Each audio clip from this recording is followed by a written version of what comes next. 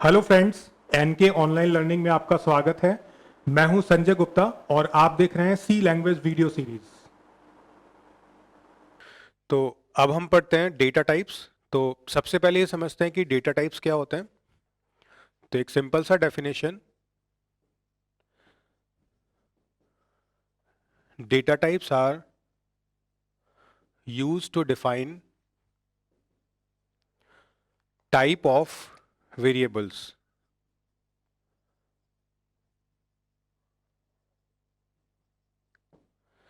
तो वेरिएबल जैसा कि आप जानते हैं वैल्यू स्टोर करने के लिए हम यूज करते हैं। तो अगर कोई भी वेरिएबल आपने प्रोग्राम में यूज किया तो आपको उस प्रोग्राम में जो वेरिएबल यूज किया उसका टाइप भी डिफाइन करना होता है। एंड टाइप डिफाइन करने के लिए हमें क्या यूज करना होगा? Data type. तो डेटा टाइप्स के भी कुछ टाइप्स होते हैं। तो अभी हम डिस्कस कर रहे हैं टाइप्स ऑफ डेटा टाइप्स। सो सबसे पहला प्राइमरी एंड दूसरा सेकेंडरी और डिराइव्ड। तो अगर हम प्राइमरी की बात करें तो इसमें आएगा int, float, char and void. अगर हम सेकेंडरी की बात करें तो यहां पर हम यूज करेंगे array, string, structure, union, enum. तो जो प्राइमरी डेटा टाइप है वो कीवर्ड पर बेस्ड होते हैं, int, float, char and void. And further इनके भी कुछ कैटेगरीज होते हैं जिनको अभी हम डिटेल में डिस्कस करेंगे। And based on primary we can use secondary और यू कैन से डिराइव्ड, जो कि प्राइमरी पर डिपेंडेंट होते हैं। तो जब आपको एरे डिक्लेयर करना है तो हमें इंट, फ्लोट, कैर को यूज करना पड़ेगा। स्ट्रिंग के लिए भी आपको इन डेटा टाइप को यूज करना है। तो सेकेंडरी और डिराइव डेटा टाइप के लिए primary as a supportive data type work करता है। विदाउट प्राइमरी यू कैन नॉट डिक्लेयर और यूज सेकेंडरी और डिराइव डेटा टाइप्स। ठीक है। तो इस लेक्चर के अंदर हम प्राइमरी पर डिटेल में फोकस करेंगे एंड देन उसके बाद सेकेंडरी और डिराइव डेटा टाइप्स को डिस्कस करेंगे इंडिविजुअल टॉपिक्स की फॉर्म में। जैसा कि यहाँ लिखा हुआ है array, string, structure, union, enum. तो इनको सेपरेट सेपरेट टॉपिक की फॉर्म में हम आगे डिस्कस करेंगे। तो अभी मैं डिटेल में प्राइमरी डेटा टाइप्स को एक्सप्लेन करूंगा।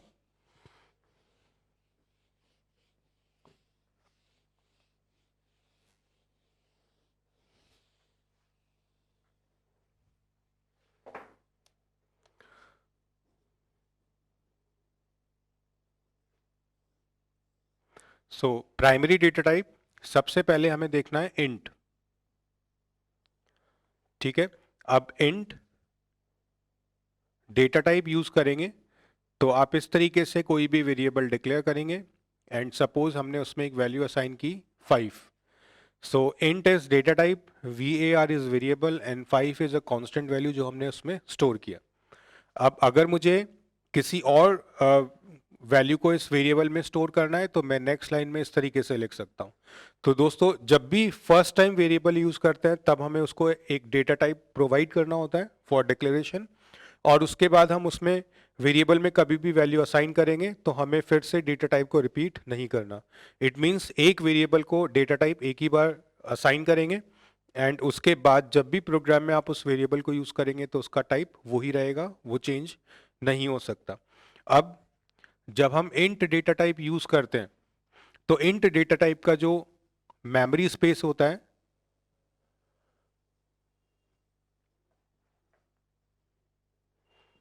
वो होता है 2 बाइट्स, और जो फॉर्मेट स्पेसिफायर होता है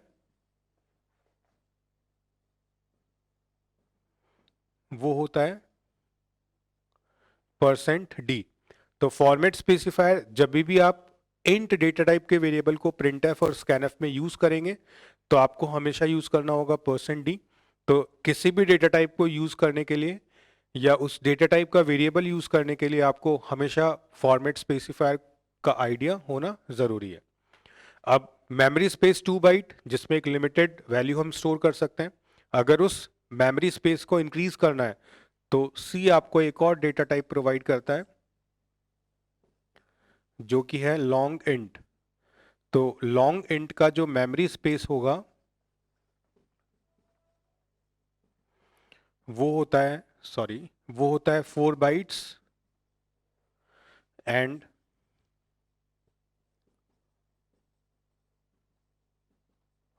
फॉर्मेट स्पेसिफायर इज %LD। तो इंट में दो कैटेगरीज अवेलेबल हैं, इंट, लॉन्ग इंट। इंट के लिए 2 बाइट्स एंड %D और लॉन्ग इंट के लिए 4 बाइट्स और %LD डेटा फॉर्मेट स्पेसिफायर हमें यूज करना होगा। अब इंट में ही अगर हमें सिर्फ और सिर्फ पॉजिटिव वैल्यू स्टोर करना है, अगर आप पॉजिटिव नंबर स्टोर करना चाहते हैं तो हम जो इंट डेटा टाइप है उसको इस तरीके से लिख सकते हैं, अनसाइंड इंट। तो अनसाइंड इंट का भी जो मेमोरी स्पेस है वो 2 बाइट्स होगा, लेकिन इसका जो फॉर्मेट स्पेसिफायर है वो होगा %U। ठीक है। अब अनसाइंड इंट का बेनिफिट क्या हुआ कि ये सिर्फ और सिर्फ पॉजिटिव नंबर स्टोर करेगा, नेगेटिव नंबर स्टोर नहीं करेगा। तो जो 2 बाइट्स मेमोरी होता है उसमें जो सबसे पहला बिट होता है, दिस इज फर्स्ट बिट, ये साइन स्टोर करने के लिए काम में आता है। तो अगर हम सिर्फ इंट की बात करें, अगर हमने एक वेरिएबल यूज किया इंट ए, तो जब हम इस वेरिएबल को डिक्लेयर करेंगे तो हमने डेटा टाइप यूज किया इंट। इट मींस इस ए वेरिएबल को जब 2 बाइट मेमोरी असाइन होगा तो उसमें से जो पहला बिट होगा वो किसके लिए यूज होगा, साइन स्टोर करने के लिए। क्यों? क्योंकि ये पॉजिटिव और नेगेटिव दोनों टाइप के नंबर को स्टोर कर सकता है। लेकिन जब हम unsigned int data type use करेंगे तो हमें पहले से मालूम है कि हम हमेशा पॉजिटिव वैल्यू को ही स्टोर करेंगे। तो ये जो बिट एक हमने रिजर्व किया साइन स्टोर करने के लिए, वो अनसाइंड इंट के केस में फ्री हो जाता है। इट मींस 2 बाइट के केस में हमें टोटल 16 बिट्स अवेलेबल होते हैं in case of unsigned int to store values. But in case of int a आपके पास 15 बिट्स अवेलेबल होते हैं क्योंकि एक बिट साइन स्टोर करने के लिए कंज्यूम हो जाता है। ठीक है। तो जब भी आपको सिर्फ पॉजिटिव वैल्यू स्टोर करनी है तो आप प्रेफर करें कि आप अनसाइंड इंट को यूज करें in place of int. Similar to long int हम यूज कर सकते हैं अनसाइंड लॉन्ग इंट। तो यहां पर भी सेम, जो साइन बिट था वो फ्री हो जाता है और हम ज्यादा डेटा मेमोरी में स्टोर कर सकते हैं। तो मेमोरी स्पेस होगा 4 बाइट्स एंड यहां पर भी फॉर्मेट स्पेसिफायर चेंज होगा और फॉर्मेट स्पेसिफायर होगा %LU। तो इस तरह से इंट डेटा टाइप के अंडर 4 कैटेगरीज हमने डिस्कस की। Int A, this is first. Second हम इसको लिख सकते हैं लॉन्ग इंट ए। थर्ड हम इसको लिख सकते हैं unsigned int A. And fourth हम इसको लिख सकते हैं अनसाइंड लॉन्ग इंट ए। तो इन 4 डिफरेंट वेज में आप इंटीजर टाइप के वेरिएबल्स को डिक्लेयर कर सकते हैं एज पर योर रिक्वायरमेंट। और चारों टाइप्स के वेरिएबल डिक्लेयर करने के लिए आपको हमेशा ध्यान रखना है फॉर्मेट स्पेसिफायर, क्योंकि जब भी आप प्रिंटफ स्कैनफ यूज करेंगे तो आपको फॉर्मेट स्पेसिफायर को यूज करना होगा। अब हम डिस्कस करते हैं फ्लोट। तो जैसा कि हमने देखा इंट में टोटल 4 डिफरेंट डेटा टाइप्स होते हैं, int, long int, unsigned int और अनसाइंड लॉन्ग इंट। तो सिमिलरली फ्लोट को भी हम 3 कैटेगरीज में डिवाइड कर सकते हैं। तो उसमें सबसे पहला है फ्लोट, सेकंड होगा डबल एंड थर्ड होगा लॉन्ग डबल। तो अगर हम फ्लोट की बात करें तो फ्लोट का मेमोरी स्पेस होगा 4 bytes and format specifier %f। तो जब भी आपको डेसिमल पॉइंट की वैल्यूज या रियल वैल्यूज को स्टोर करना है, for example float f equals to 2.50, so this is a real number which contains decimal point values। तो अगर इस तरह की वैल्यू को हमें स्टोर करना है तो डेटा टाइप हमें क्या यूज करना होगा, फ्लोट। देन 4 बाइट्स को अगर आपको इंक्रीज करना है और मेमोरी स्पेस ज्यादा यूज करना है तो हम प्रेफर करेंगे डबल, जिसका मेमोरी स्पेस होता है 8 bytes and format specifier %LF, small f। तो फ्लोट के बाद डबल एंड डबल से भी ज्यादा मेमोरी स्पेस आपको यूज करना है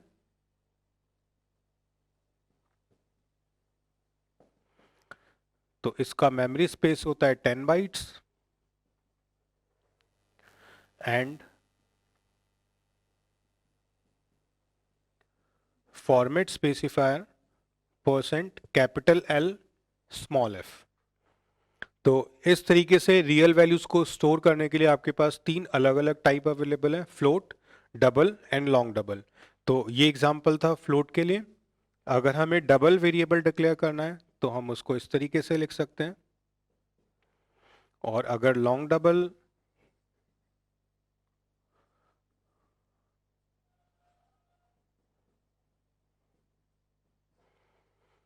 तो तीनों एग्जांपल्स आपके सामने हैं। तीनों का मेमोरी स्पेस डिफरेंट होगा, तीनों के फॉर्मेट स्पेसिफायर्स अलग अलग होते हैं, तो आपकी रिक्वायरमेंट के अकॉर्डिंग आप तीनों में से किसी भी एक को चूज कर सकते हैं। अब हम डिस्कस करेंगे नेक्स्ट प्राइमरी डेटा टाइप कैर। तो कैर जो डेटा टाइप होता है इसका सिर्फ ये एक ही कैटेगरी है और उसको जो मेमोरी स्पेस मिलता है वो होता है 1 बाइट एंड इसका जो फॉर्मेट स्पेसिफायर होगा वो होता है %C। तो जैसा कि हमने कैरेक्टर कांस्टेंट्स डिस्कस किए थे, तो कैरेक्टर कांस्टेंट्स को स्टोर करने के लिए हम कैरेक्टर टाइप वेरिएबल बना सकते हैं, और स्ट्रिंग कांस्टेंट्स को स्टोर करने के लिए हम कैरेक्टर डेटा टाइप को यूज करते हुए स्ट्रिंग वेरिएबल डिक्लेयर कर सकते हैं। तो अगर मुझे एक कैरेक्टर स्टोर करना है तो मुझे कैर डेटा टाइप यूज करना होगा, वेरिएबल नेम ch, और उसमें मैंने स्टोर किया a। तो इस तरीके से a constant value character variable ch में स्टोर हुआ, और इस वेरिएबल का डेटा टाइप किसने डिफाइन किया, char, कैर डेटा टाइप ने। तो हम कैरेक्टर टाइप के वेरिएबल्स में किसी भी टाइप की वैल्यू स्टोर कर सकते हैं जो कि एक कांस्टेंट को डिनोट करता है। तो यहाँ मैंने अल्फाबेट्स को सिंगल कोट्स में लिखा, यहाँ मैंने डिजिट्स को एक डिजिट को सिंगल कोट्स में लिखा, तो ये भी एज ए कांस्टेंट ट्रीट होगा जो कि ch वेरिएबल में जाकर स्टोर हो जाएगा। और फर्दर कैलकुलेशन के लिए आप इस ch वेरिएबल को जब यूज करेंगे तो इसमें जो भी कैरेक्टर अवेलेबल होता है, अगर आपने सपोज इसको कंपेयर किया तो ये फर्दर किस में कन्वर्ट होगा, इसकी आस्काई वैल्यू के अंदर। तो आस्काई वैल्यू को हम डिटेल में डिस्कस करते हैं। तो अभी के लिए मैंने सिर्फ कैरेक्टर वेरिएबल डिक्लेयर किया यूजिंग कैरेक्टर डेटा टाइप। अब आगे हम डिस्कस करेंगे कि आस्काई वैल्यूज क्या होती हैं और उनको कैसे यूज किया जाता है। तो हम अब आस्काई कोड्स को डिटेल में डिस्कस करते हैं। तो सबसे पहले इसका फुल फॉर्म समझते हैं। तो इसका फुल फॉर्म है American standard code for information interchange. ठीक है, अब आस्काई वैल्यूज का यूज क्या होगा वो देखते हैं। तो फॉर एग्जांपल हम एक वेरिएबल यूज करते हैं कैरेक्टर टाइप, और उसमें मैंने असाइन किया कैपिटल डी। अब सपोज हमें किसी प्रोग्राम के अंदर चेक करना है कि एक कैरेक्टर वेरिएबल के अंदर जो कैरेक्टर कांस्टेंट हमने स्टोर किया वो अपर केस है, लोअर केस है, डिजिट है या फिर स्पेशल सिंबल है। तो उसको चेक करने के लिए आपको एक कंडीशन लिखना होगा इस तरह से,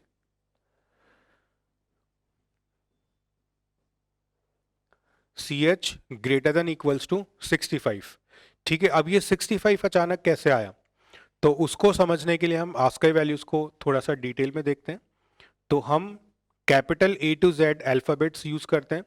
तो इन अल्फाबेट्स के कॉरस्पॉन्डिंग पहले से डिफाइंड कुछ इंटीजर वैल्यूज होती हैं जिनको हम क्या बोलते हैं, ASCII standard codes. So capital A के लिए 65 प्री डिफाइंड होता है and similar to Z 90 is available. अगर हम स्मॉल ए टू जेड की बात करेंगे तो ये होगा 97 से 122। अगर हम डिजिट्स की बात करते हैं 0 to 9 तो ये होगा 48 to 57। और अगर हम स्पेशल सिंबल्स की बात करें तो इनके अलावा जो रिमेनिंग होता है वो सब स्पेशल सिंबल्स की कैटेगरी में आते हैं। तो टोटल जो आस्काई कोड्स हैं वो 0 से लेकर 255 तक अवेलेबल होते हैं। ठीक है, तो 256 टोटल कैरेक्टर्स हैं जिनको आस्काई कोड्स के अंदर डिवाइड किया हुआ है जो कि हम यूज कर सकते हैं।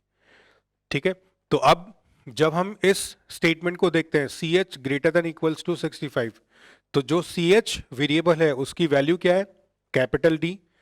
तो ये जो CH है वो कैपिटल D को इसके आस्काई कोड में रिप्लेस करेगा।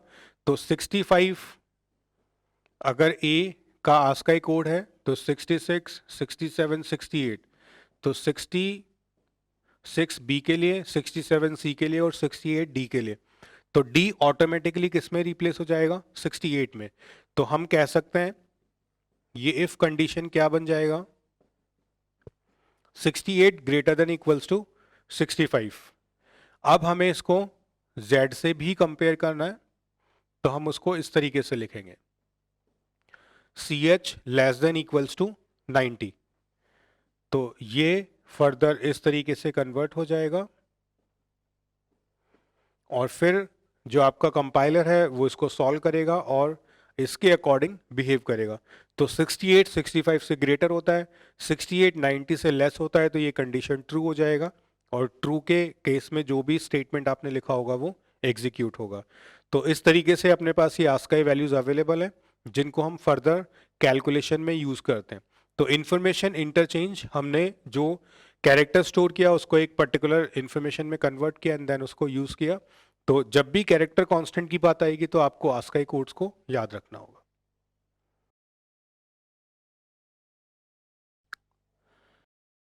डिस्कस करते हैं वॉइड प्राइमरी डेटा टाइप। तो हमने डिस्कस डिस्कस किया कैर। वॉइड क्या काम करेगा,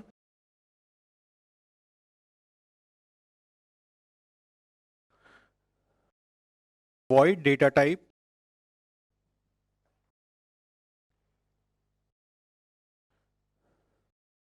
is used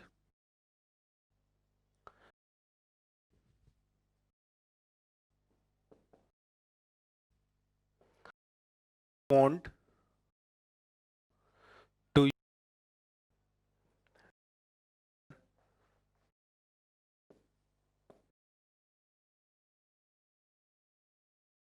data type use, तो इट मींस सपोज हमने लिखा का कोई बेनिफिट नहीं करता है। तो हम यहां पर एक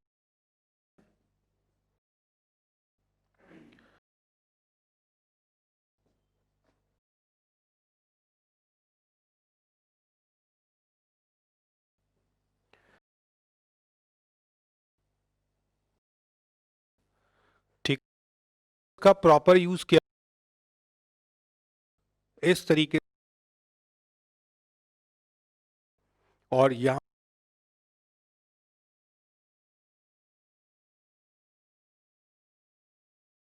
ये जो एरिया, इस एरिया पर डेटा टाइप यूज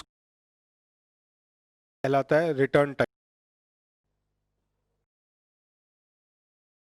अब सपोज के पहले हम यहाँ पर, तो इस कैलकुलेशन के बाद रिटर्न करेगा जो इंटीजर टाइप, मेन के एंड में वेरिएबल जो कि इंटीजर ओरिएंटेड प्रोग्रामिंग लिखा, फंक्शन डिफाइन करते नाम से, और कोड एक वैल्यू इस फंक्शन को अपना एक प्रोवाइड करना होगा। अदर फंक्शन का return type, it means return value होगी जिसको हम मेन में यूज, और मेन से जो रिटर्न टाइप की होगी जो कि फंक्शन में यूज कर। अब मेन के थ्रू कॉल होता है, कभी भी किसी वैल्यू रिटर्न नहीं करता कि कोई दूसरे रिटर्न करवा सकते हैं। इसलिए mostly case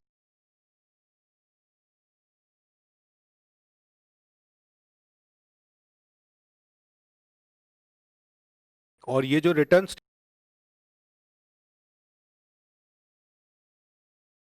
particular data type use किसको प्रेफर करते हैं,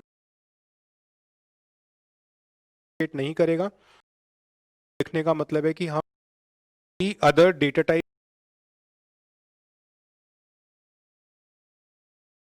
और F1 फंक्शन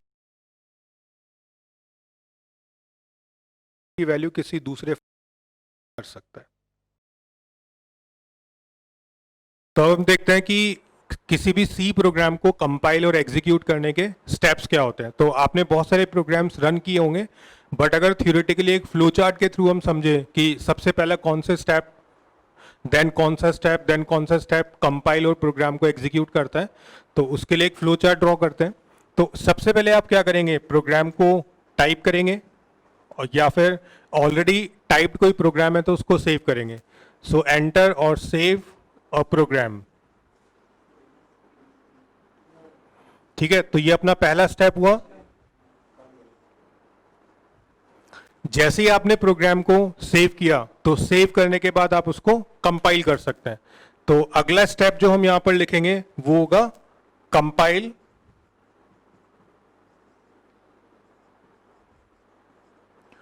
सोर्स कोड। तो जो भी प्रोग्राम आपने सी में लिखा होता है उसको हम सोर्स कोड बोलते हैं, और सोर्स कोड को हमेशा कंपाइल करना होता है।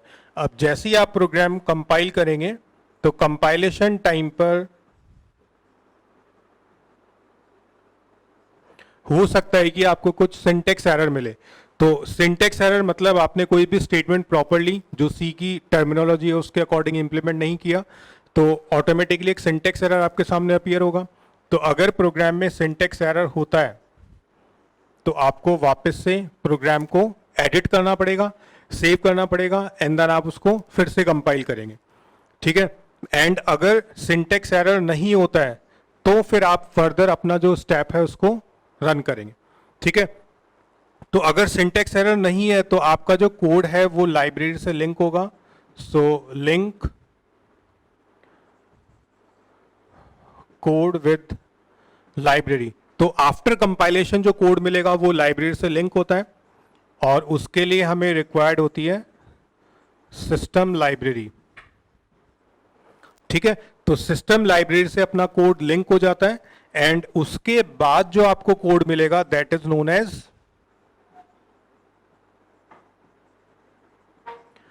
Executable object code.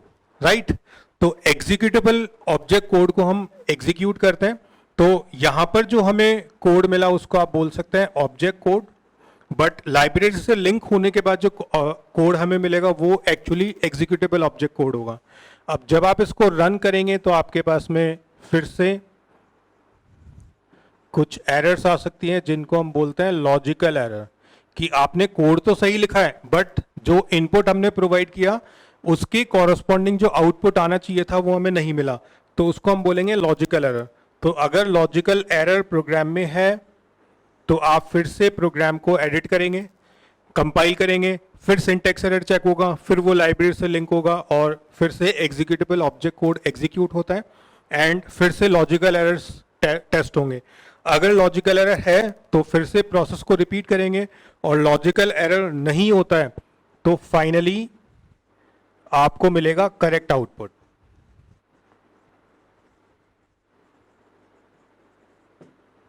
ठीक है, तो अगर प्रोग्राम में कोई भी लॉजिकल एरर नहीं है तो आपके पास जो आउटपुट रिसीव होगा that will be correct output. It means जो प्रोसेस आपने इंप्लीमेंट किया है वो आपके इनपुट के अकॉर्डिंग ही आपको आउटपुट प्रोवाइड कर रहा है। तो जो प्रॉब्लम आपने स्पेसिफाई की उसके अकॉर्डिंग अगर आपको रिजल्ट चाहिए तो आपको ये पूरा प्रोसेस प्रॉपरली एग्जीक्यूट करना होगा।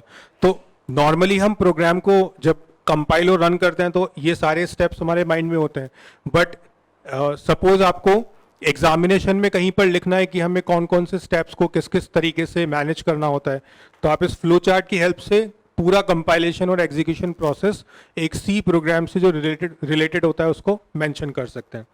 तो ये जो बिगिनिंग पार्ट है ये कंपाइलेशन और उसके बाद वाला जो पार्ट है वो एग्जीक्यूशन को डिनोट करता है।